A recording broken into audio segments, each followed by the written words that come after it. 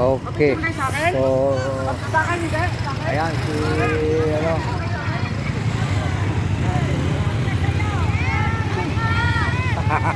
Paano naman? Magpa-picture daw sila. Ayan, so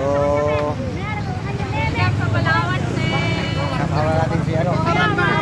Niyakap ko pa! Niyakap ko pa! Oh, niyakap ko pa! Ating Philippine lover. Ang picture lang dito. Tama kayo.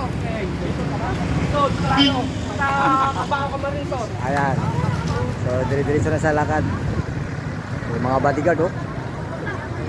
Yung mga bodyguard niya. Okay. So, nasalubong natin si Philippine lover. Ayan.